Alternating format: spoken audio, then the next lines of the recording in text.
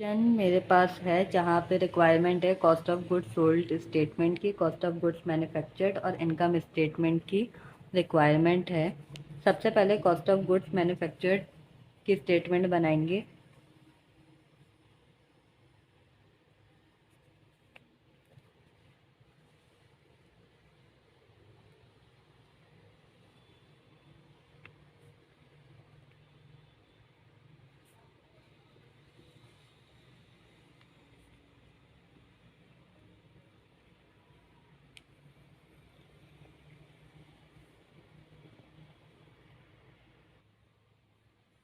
Cost of goods manufactured statement बनाने के लिए सबसे पहले मुझे मालूम होना चाहिए कि रॉ मटेरियल कितना यूज़ हुआ है।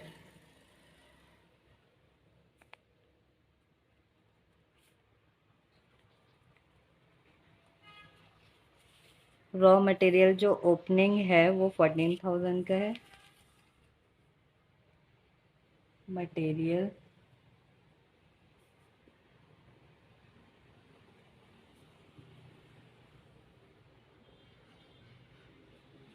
फिर उसके बाद मुझे परचेसेस चाहिए जो मैंने इस ईयर परचेज़ किए होंगे, लेकिन मुझे यहाँ पे अवेलेबल नहीं है, तो मैं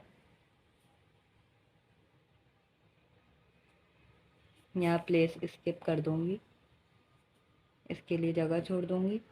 फिर उसके बाद अगर मैं इसको प्लस करती हूँ तो मेरे पास आता है cost of material available for use.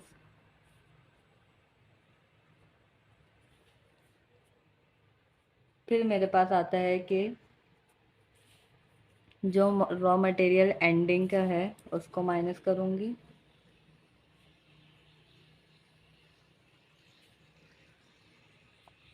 तो एंडिंग मटेरियल जो है 14,800 का है।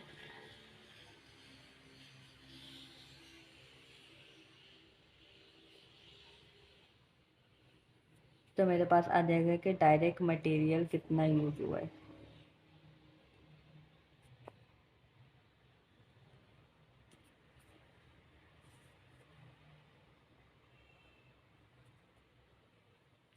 फिर उसके बाद आता है कि डायरेक्ट लेबर को ऐड करना है। डायरेक्ट लेबर जो है मेरे पास 60,000 इसकी कॉस्ट है। अगर मैं इसको इससे प्लस कर दूं तो मेरे पास प्राइम कॉस्ट आएगी।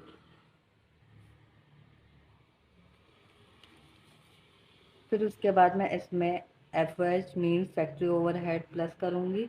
तो फैक्ट्री ओवरहेड जो है मेरे पास डायरेक्ट लेबर कॉस्ट का 150% है। इसका मतलब डायरेक्ट लेबर कॉस्ट का 60,000, इसका 150% जो होगा 90,000 होगा। अगर मैं इसको प्लस करती हूँ तो मेरे पास मैन्युफैक्चरिंग कॉस्ट आ जाएगी।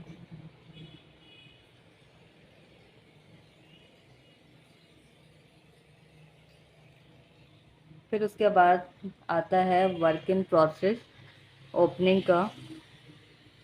जो मेरे पास है work in process opening 19,000 to work in process opening का है 19,200।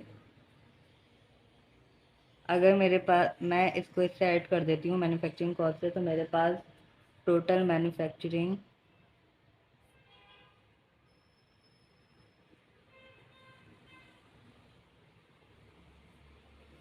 And total manufacturing cost in process आ जाएगी।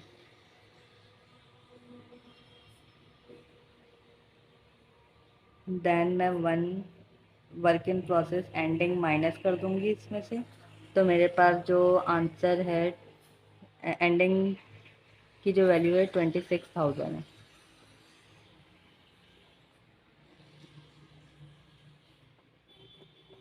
फिर मेरे पास आ जाएगा कॉस्ट ऑफ गुड्स मैन्युफैक्चर्ड। तो बेसिकली मेरे पास ये जो स्टेटमेंट बन रही है इसमें मेरे पास मिसिंग वैल्यूज़ हैं, जिसमें अगर मेरे पास यही वैल्यूज़ नहीं होंगी तो मैं आगे सॉल्व नहीं कर सकती। इसको सॉल्व करने के लिए सबसे पहले मैं बनाऊंगी कॉस्ट ऑफ गुड्स सोल्ड, जिसमें मुझे कॉस्ट ऑफ गुड्स मैन्युफैक्चर्ड की वैल्यू फाइन मालूम हो जाएगी। तो अगर मैं कॉस्ट ऑफ गुड्स सोल्ड का स्टेटमेंट बनाऊं, तो सबसे पहले जो मेरे पास आता है फिनिश गुड्स ओपनिंग,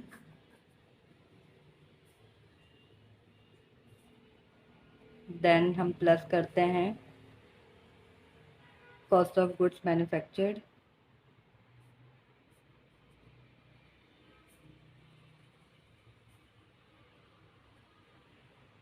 फिर हमारे पास जो वैल्यूज़ आती हैं total cost of goods sold की, total cost of goods manufactured की।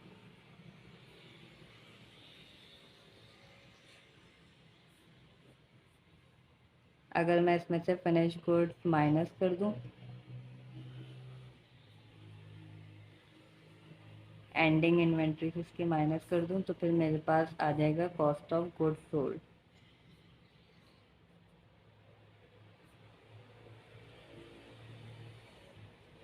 तो यहाँ पे जो मुझे वैल्यूज़ दी हुई हैं कॉस्ट ऑफ गुड्स सोल्ड की दी हुई है, तो मैं यहाँ पे डायरेक्ट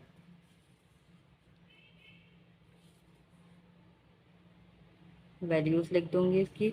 जो फिनिश गुड्स ओपनिंग है उसकी भी वैल्यूज़ है मेरे पास 30,000,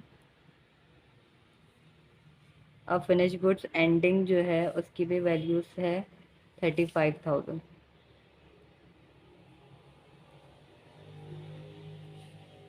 तो मुझे कॉस्ट ऑफ गुड्स मैन्युफैक्चर्ड की वैल्यू मालूम करनी है, तो हम क्या करेंगे, हम जब रिवर्स जाएंगे और रिवर्स जब जा रहे होंगे तो जो अगर जहाँ पे हम प्लस कर रहे हैं तो वहाँ पे हम माइनस करेंगे, और जहाँ पे माइनस कर रहे हैं वहाँ पे प्लस करेंगे। तो यहाँ पे ये 35,000 जो है माइनस हो रहा है, तो मैं क्या करूँगी, ये वाली वैल्यू को इससे माइनस प्लस कर दूँगी, प्लस 35,000। तो मेरे पास वैल्यू आ जाएगी 257,000 की।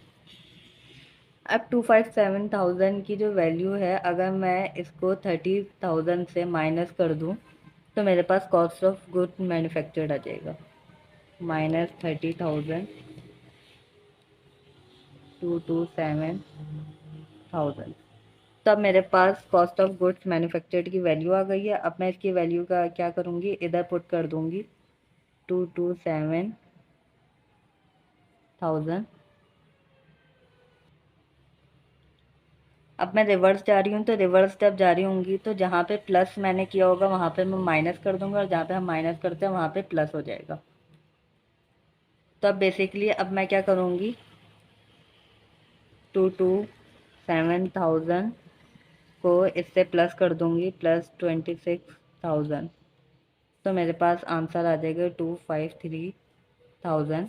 अब यहाँ पे प्लस हो रहा है तो मैं इसको इससे माइनस कर दूँगी, -192,100, 233,800। अब मैं इससे माइनस कर दूँगी -90,000, 143,800, -60,000, 83,800, -14,800, 6,900। और मैं 14,000 से माइनस कर दूँगी तो मेरे पास परचेजेज आ जाएंगी।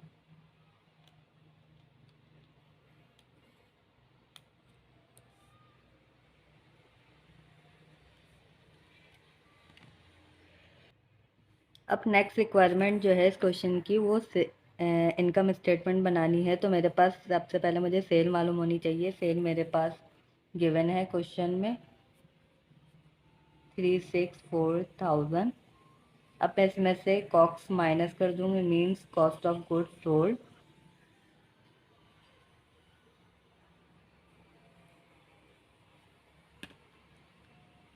$364,000 माइनस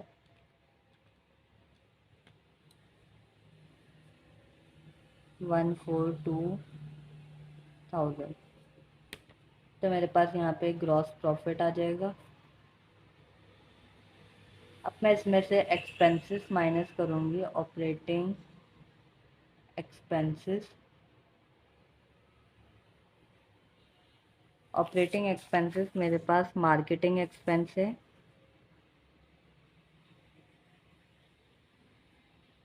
28,200। और नेक्स्ट एक्सपेंस मेरे पास 45,800 का है, general and admin expense.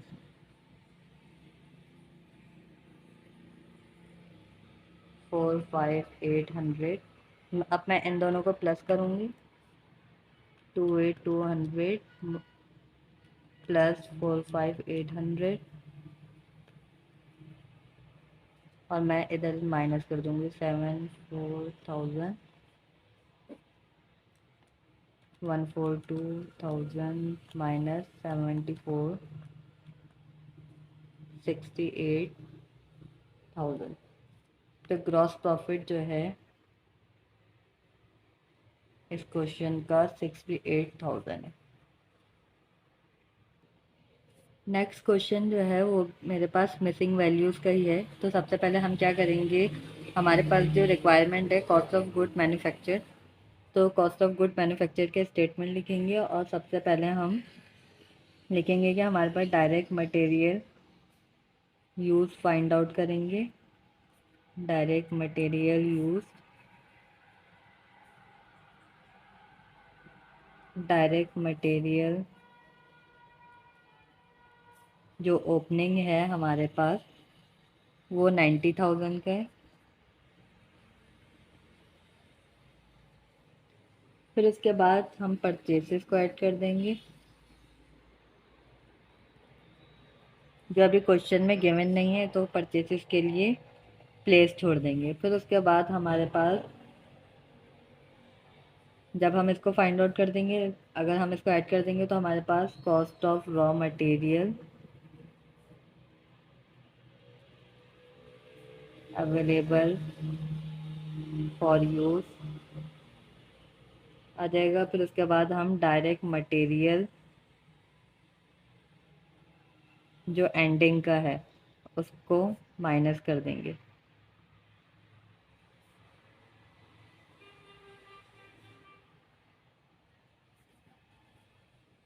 Direct material ending का जो है 95,000 है। अगर मैं इसको माइनस करती हूँ तो मेरे पास डायरेक्ट मटेरियल यूज़ आ जाएगा कि इस मैन प्रोडक्ट को बनाने के लिए कितना डायरेक्ट मटेरियल यूज़ किया गया है। फिर उसके बाद मैं इसमें ऐड कर दूँगी डायरेक्ट लेबर कॉस्ट,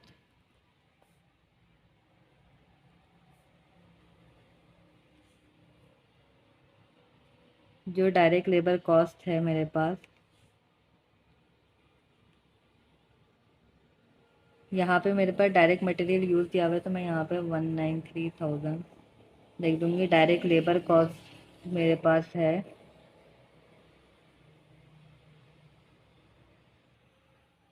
यहाँ पे, मुझे डायरेक्ट लेबर कॉस्ट नहीं दी हुई तो मैं यहाँ पे इसकी प्लेस छोड़ दूँगी। फिर उसके बाद मेरे पास अगर मैं इसको इससे प्लस कर देती हूँ तो मेरे पास प्राइम कॉस्ट आएगी। प्राइम कॉस्ट के बाद मैं F O H means factory overhead plus करूँगी। फैक्ट्री ओवरहेड जो है मेरे पास 167,000 है, तो मैं यहाँ पे लिख दूँगी। फिर उसके बाद मेरे पास टोटल मैन्युफैक्चरिंग कॉस्ट आ जाएगी।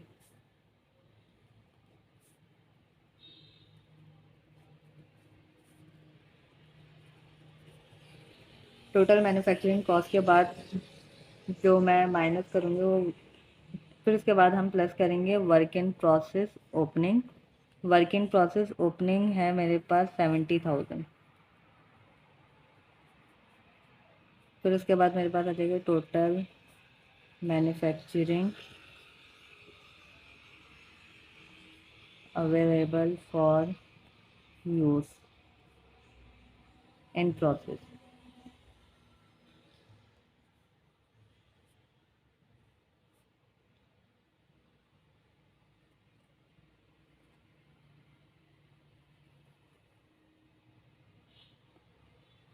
फिर उसके बाद वर्क इन प्रोसेस की जो एंडिंग इन्वेंट्रीज है वो मैं माइनस कर दूँगी। यहाँ पे मेरे पास है वर्क इन प्रोसेस की 80,000।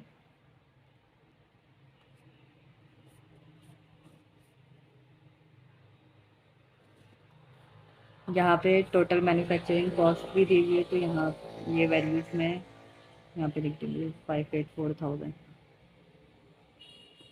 Cost of goods manufactured.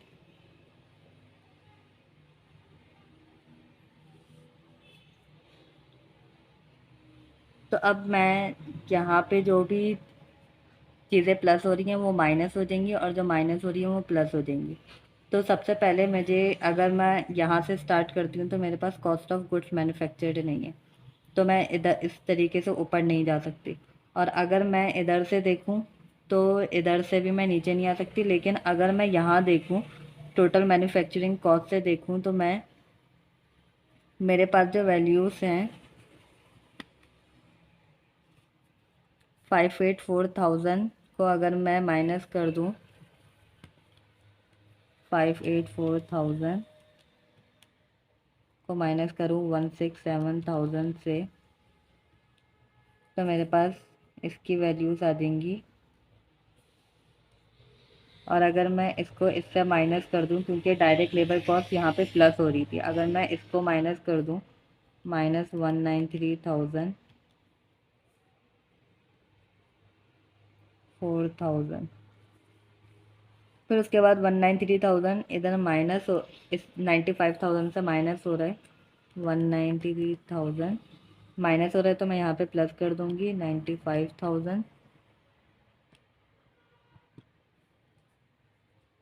288,000। और यहाँ पे अगर मैं 90,000 को माइनस कर देती हूँ तो मेरे पास परचेसेस आ जाएंगी -90,000 198,000। अब अगर वर्क इन प्रोसेस से मैं 584,000 को प्लस कर दूँ 70,000 से, तो मेरे पास वैल्यूज आएंगी 654,000। और 654,000 से माइनस कर दूँ 80,000 से, 574,000 मेरा कॉस्ट ऑफ गुड्स मैन्युफैक्चर्ड है। अब नेक्स्ट जो मुझे स्टेटमेंट फाइंड आउट करनी है वो कॉस्ट ऑफ गुड्स सोल्ड की है। तो cost of goods sold find out करने के लिए फिनिश गुड्स ओपनिंग मेरे पास है 110,000, मैं इसमें ऐड कर दूंगी कॉस्ट ऑफ गुड्स मैन्युफैक्चर्ड 574,000, तो मेरे पास आ जाएगी cost of goods available for sale. और मैं इसमें से फिनिश गुड्स एंडिंग माइनस कर दूं,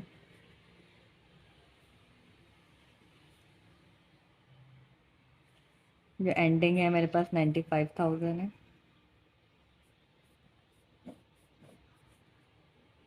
तो मेरे पास कॉस्ट ऑफ गुड्स सोल्ड की वैल्यूज आ जाएंगी 110, 10,000 प्लस 574,000